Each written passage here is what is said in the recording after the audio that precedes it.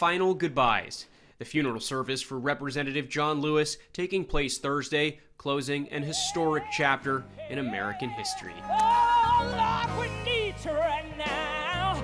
Former President Barack Obama delivering the eulogy, paying tribute to Lewis's life and legacy. John Lewis will be a founding father of that fuller, fairer, better America.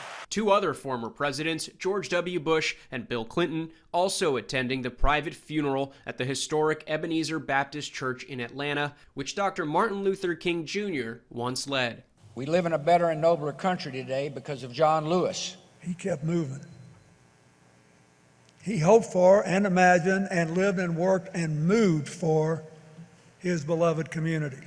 Lewis died on July 17th after a months-long battle with pancreatic cancer. He spent his entire life fighting not just for civil rights of African Americans, but for the rights of all people who suffered social injustices. He played an instrumental role in the passage of the landmark Voting Rights Act in 1965, fought for equality for LGBT Americans, and marched with Parkland, Florida students in wake of the tragic school shooting. He held speeches and led demonstrations, letting his voice be heard so that others would no longer suffer in silence. In making sure his cause lives on after his death, Lewis wrote an essay shortly before he died and was published posthumously in the New York Times. In it, Lewis implores the next generation to keep fighting, telling them it is your turn to let freedom ring. I'm here today to pay tribute to a man that was larger than life. Hundreds gathered outside of the church while the funeral was underway, while on Capitol Hill, where Lewis didn't just talk change, he walked it,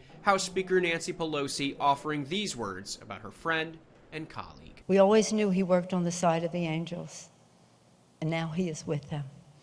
May he rest in peace. Lewis's final resting place, the Southview Cemetery in Atlanta, Georgia.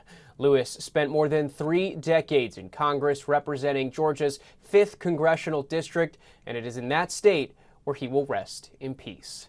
Andrew Dimbert, ABC News, Washington.